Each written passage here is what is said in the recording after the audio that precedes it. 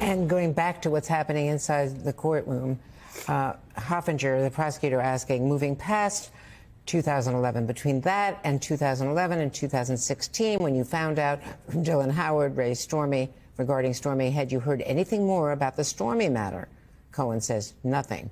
Hoffinger says, when you learned on October 8th that the Stormy Daniels story had resurfaced, did you also learn from Mr. Howard that there was an attorney representing her? Cohen says, yes, Keith Davidson was going to be representing Stormy Daniels, same attorney as last time, where we had a positive result. And so now they're introducing a series of texts from 2016. Now, this is October 9th, 2016, just a month before the election. Dylan Howard to Michael Cohen emailed you.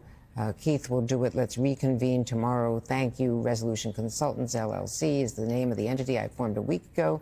Whenever you wake, please call my cell because Michael Cohen is still in London. They're in different time zones.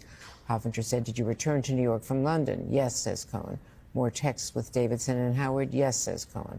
Texts between Dylan Howard and Michael Cohen, and connecting Keith and Michael, connecting them both. So this is Keith Davidson, the attorney who had cleaned up the deal before, now being brought back in, creating an LLC, a limited partnership.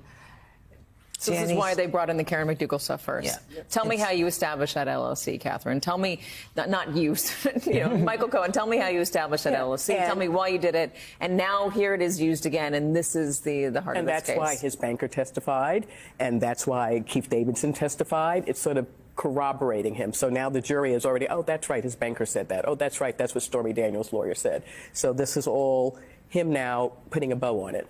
But as Andrew said, Donald Trump is charged with causing false entries in his business records. So when will Mr. Cohen say that Donald Trump either directed me to do it or I told him I was going to do it and he gave me the big thumbs up? Yeah. So that's the crime, causing the false entries.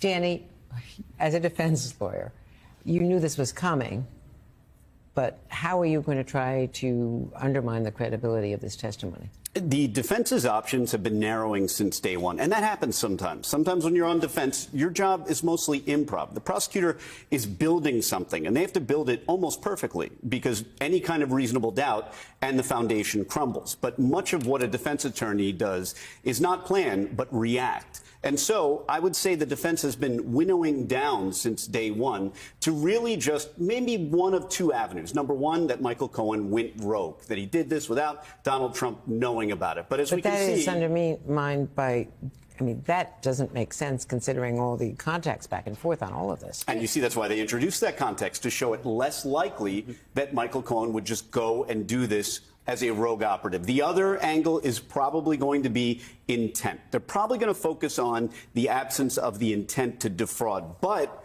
as Catherine probably knows, the definition of intent to defraud in New York is actually much broader than you may think. The defense will try to frame this as no one was defrauded. This was just a company making some false entries that never got out to the public. But as I said, in New York, the definition of that intent is broader, and the prosecutors benefit from that. Let me ask both of you, how important is it to establish that it was the campaign that was the motivating factor and not keeping this away from Melania?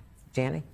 It's very important because, well, assuming for the moment that that is the secondary crime that the state is going to use to aggravate the falsification of business records into a felony, it's critical. But we're in this very strange situation where we're not entirely sure what that second crime, that aggravating crime, is going to be. We have a pretty good idea. We've narrowed it down to a couple different crimes.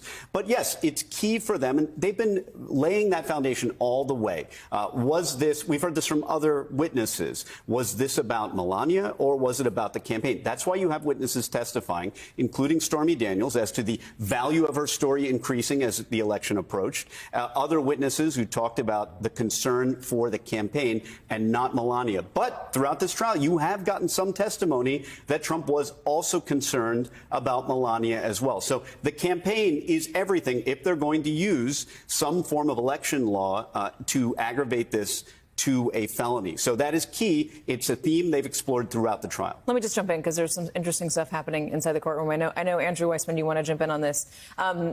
This is Michael Cohen testifying about telling Donald Trump about the Stormy Daniels story that was at risk of coming out. He says, I did tell Donald Trump because it was a matter that affected him, and that was what I always did to keep him abreast of everything. Hoffinger asked, was this a serious matter? Cohen says, a very serious matter.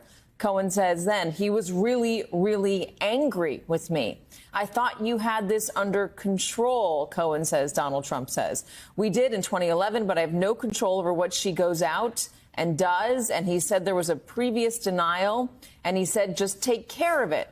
There was a lot going on with the campaign, and he said, just take care of it. This is a total disaster. Women will hate me. Guys may think it's cool, but it's going to be a disaster.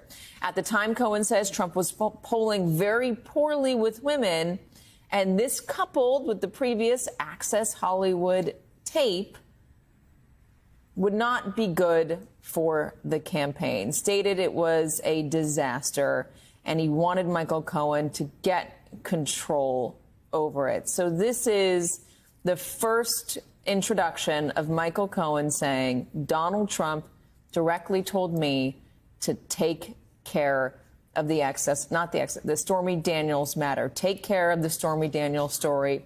It's going to be a disaster. This is what Michael Cohen is testifying that Donald Trump told him in the aftermath of the Access Hollywood tape when the Stormy Daniels story came out.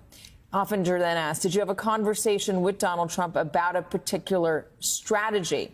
Cohen says he told me to work with David, as in David Pecker, and take control and purchase the rights and stop this from getting out and purchase and acquire the life rights.